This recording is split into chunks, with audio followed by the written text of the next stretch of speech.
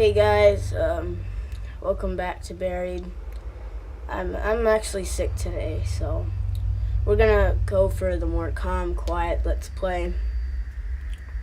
Because I can't scream, because it'll hurt my throat. So I just wanted to play something calmer. And you guys might be saying, "Oh, if you're sick, why are you doing the video?" Well, I mean, I just kind of felt like it.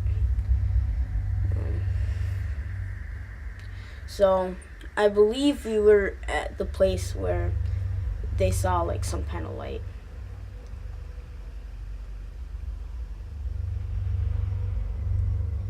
Okay. Hey, he adds quickly, as if trying to escape the reality of Tony's death. Did you see that light? No, I say. What did you see? I don't even know, Roger, he says. It was like this flare of white light. Came right up out of the ground like an explosion. So there was an explosion, I say. Maybe it was some equipment, or... This was no equipment, Dennis interrupts. Agitated, this huge ball of light came right out of the dang ground. Alright, what did it look like, or where did it go? What did it look like? Where'd it go? What did it look like? Where'd it go? What did it look like? Where'd it go? Well, he already kind of described what it looked like, so I'm going to say, where did it go? It just shot up into the sky until it was out of sight. When? I'm not sure, he answers, but I had finished about 10 trees for the day and was about to top one. That's when it happened.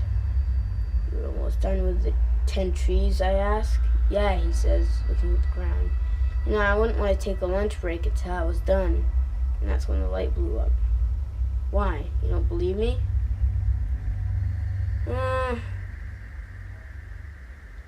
I'll just say I'll believe him. We believe Dennis's story. He saw what he saw, I think to myself. There's no reason to lie about this. My God, are you okay? Yeah, I'm fine, he says. But if I'm being honest, it scared me pretty bad. And if it's all the same to you, I'd like to get the heck out of here. We both stand up and start heading toward the road. It isn't until we start moving that we see Dennis is wounded. His right side is coated in blood, red seeping through his blue work shirt. There are splatters of it, here and there, but also a very large red splotch that makes me worry. Are you in a lot of pain? I've been better. I don't know how much longer I can stay on my feet, he says. What happened, I ask. I'm not sure, Dennis replies. I must have gotten thrown or hurt somehow from that light. Instead, I noticed that a strange ringing noise is still filling the air.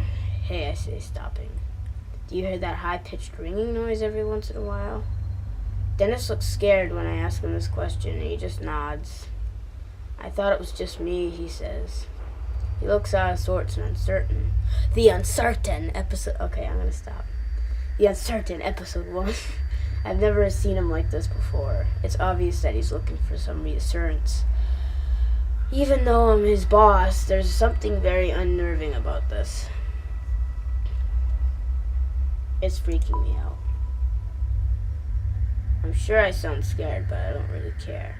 I look at Dennis to see what my confusion and fear have seeped into him. And that is the disappointment in his expression as well. I think so.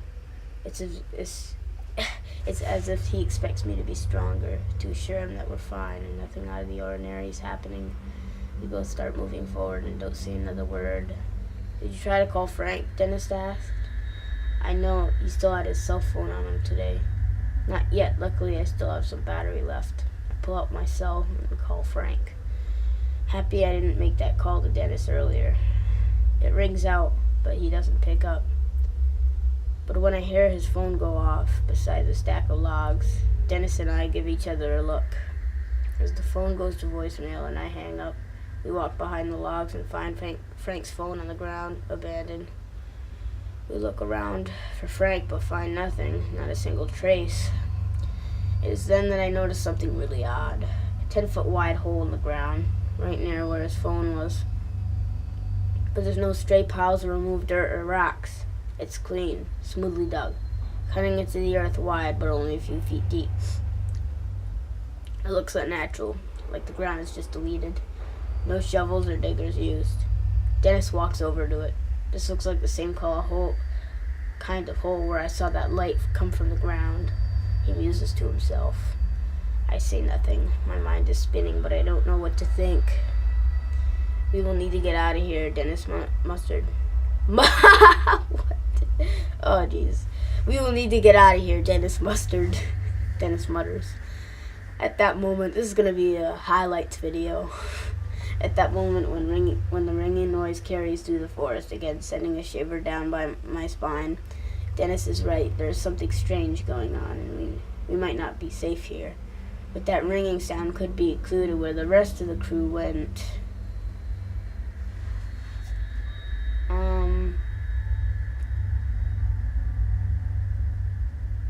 I think we should go check out the sound. I don't know. I mean, I'm kind of curious what it is. I don't want a question unanswered. We decided to check out the sound. Sometimes not right, I say, and if there's a mechanical noise like that, you think someone is out here, he asks? Maybe. I think we should at least check it out. We might be able to help. Yeah, go right ahead, he says with a grin. We'll be waiting for you. Better hurry, though. Dennis doesn't look like he's in the best shape to be trouncing around the forest, but we need some answers right away, too.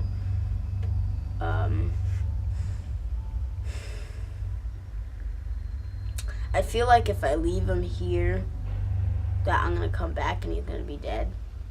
But I feel like if I bring Dennis with me, that he'll... I don't know. I don't want to leave Dennis because I'm sure that something will happen. So I'm going to bring him with me. You decided to bring Dennis along. No, you're coming with me. I bend over and hoist him up against my shoulder. He resists just barely and then gives in. He's looking at me like he's terrified of me now, making a moan in his throat. We start moving through the woods quickly with no idea where the rest of the crew is. I worry they could be in danger. Every tree out here looks like exactly the same. I grew up in the country and I could find my way around the forest without much of a problem. But I'm feeling dizzy. I'm leaning against a tree when I see something that has no business being out here. Our logging crew has been out here for 3 weeks and I've never seen it before. What is it?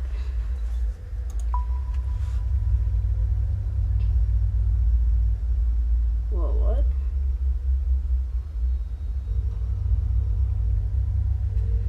It's a small building, sort of like a mixture of a shack and a bunker. Looks to be made of concrete, but moss, weeds, and plain old erosion also made it look sort of mystical. It looks like something out of a demented version of a medieval fantasy movie. What the heck is this? Dennis asked. I have no idea. You purchased this land, right, boss? Dennis asked. Didn't you survey it? I certainly did, I say, getting a little defensive. But this wasn't here. Do you think the others maybe went in here? He asked nervously. Why would they do that? I asked. I don't know, but they aren't out here, so if they aren't inside, they're probably dead, like Tony. He looks at the ground as he says this. I want to go inside, just not to find my crew, but also to appease my curiosity. That ringing noise is coming from inside, but something about this place seems incredibly strange, especially located by itself out here. It simply does not belong. I wonder, do we knock or just go in? Dennis asked. I could tell that he's trying to make a joke, but it falls flat. I'm starting to think the humor is a defensive mechanism for his fear. You both look ahead, take a moment to realize what we are about to do, and start forward.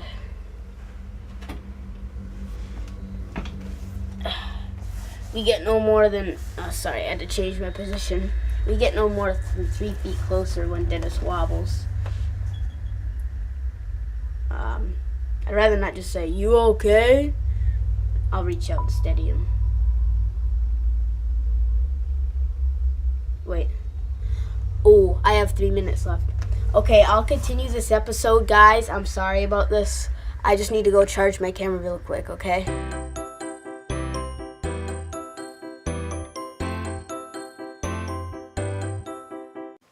Hey guys, I'm back. It's actually tomorrow morning when you're seeing this. It's actually the next day right now. It's funny because yesterday I went to charge my camera because it was almost dead, like you saw before. And I went and I plugged it in, and it wasn't charging because I came back like an hour later and it was dead. So like, what the heck? So I was looking up online like all this stuff about, oh, there must be like stuff in the clogged in the output or whatever it's called. I don't know what it is, where you plug the camera in to charge it. And I was looking all through it, and then finally I looked on top of my mantle and I saw that the actual plug wasn't plugged into the outlet on top. That's just me. I'm always so stupid. Alright, but now we finally get to see what this building is. Alright, so I reach out quickly, straining my injured knee. I barely make it in time, grabbing him under his arms and keeping him from hitting the ground. I'm okay, he said. Just, can you help me walk for a little while? Just help me inside, please. I can't deny him his request. I never seen him this week. It's a little uncomfortable to see. I'm still sick, by the way. Makes me glad I decided to keep him with me. I helped Dennis into the weird little building. The front door opens easily even through... What? The front door opens easily even though there's clearly a lock on it. Maybe the lock was supposed to keep someone in. It's hard to tell. I still hear that ringing noise, definitely coming from in here. Stretching out in front of me is a small interior to match the outside. The building is totally empty. There's a concrete floor and dingy, featureless walls. There are no windows, giving the place an even more isolated feel. Still, we hear the ringing noise, coming from somewhere in here. It's louder now, more prominent. The interior seems confined at first, but a small set of concrete steps leads about 5 feet down, revealing a corridor.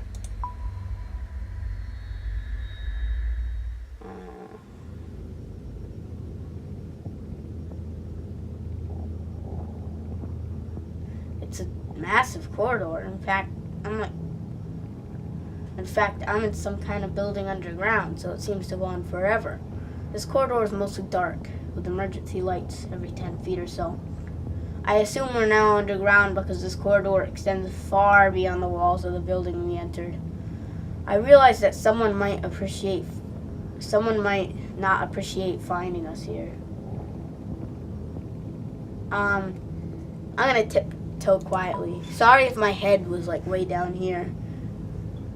I feel like a ghost, like I truly have no business being here. Dennis leans on me for support. We move slowly, our feet not making a sound. If anyone is in here, I want to make sure they don't hear us. Wow, I'm bad at reading today, guys. We tiptoe forward as softly as we can. As I carry Dennis to the far end of this otherwise featureless place, I see a flight of concrete stairs leading down. I have to set Dennis down on the floor. His weight is killing me. Dennis, are you okay? Stop worrying, man, he says. I'll be okay. I just need a minute to rest. But looking at him, I'm not so sure. I can still hear the ringing noise every so often, coming from somewhere in here. Look ahead at the concrete stairs, pointing towards them so that Dennis sees them. Can you make it down those stairs, I ask? He stands up slowly and is visibly making an effort to not fall back down. Yeah, he says, and sounds a little irritated. He starts for the stairs without me, and I have no choice but to follow. We approach the stairs, and just by looking at them, I get the sense that we're crossing some sort of line here. There may very well be no going back. Okay.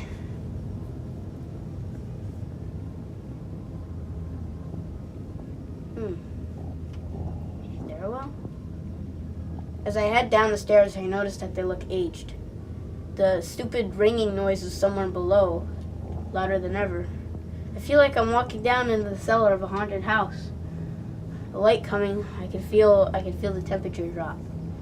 Oh, the light becoming scarce as the stairs take a slight turn. I can feel the temperature drop.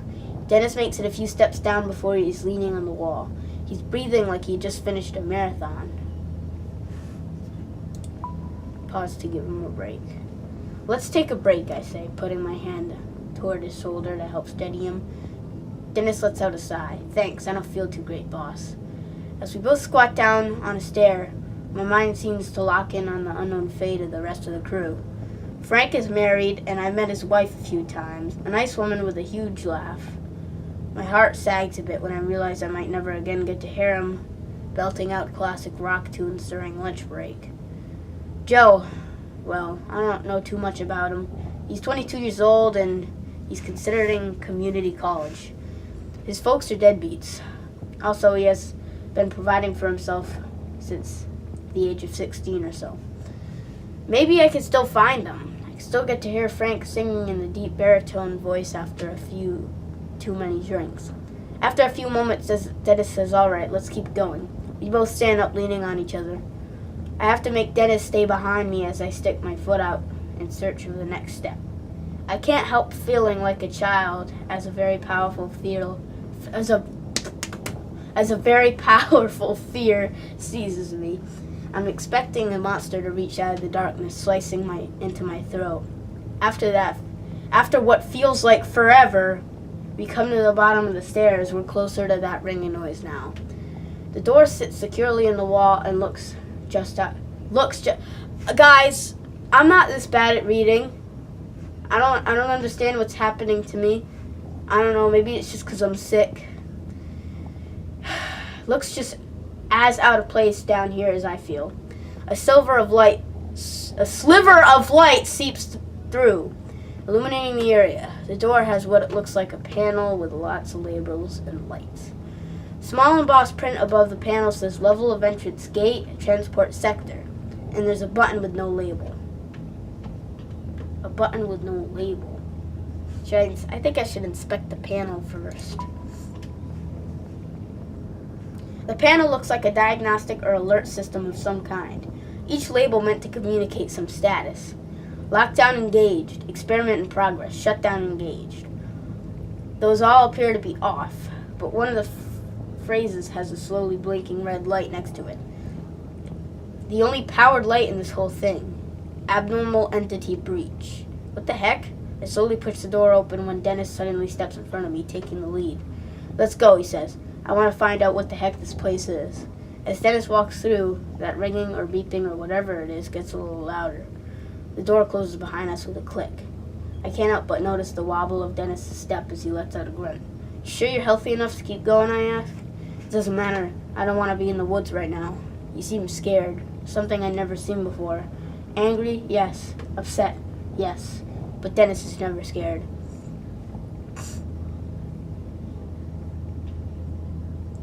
What did you see? I don't know what it was, boss. It was like someone had left the radio on, crackling. But we don't have any radios at the site. It was like something in the forest was moving. I give him a doubtful look as he casts his eyes to the ground, frustrated. I know how it sounds, he says, but I know what I felt. It was like walking into a funeral parlor, feeling death and gloom everywhere. I've been so preoccupied with my own fear that I nearly forgot about the ringing noise. It had become just background noise. We take a few more steps and I can now see where we are. It makes no sense, yet another thing that simply seems out of place. The shapes and muted colors of metal are easy to identify, but it just doesn't belong here. End of chapter 1.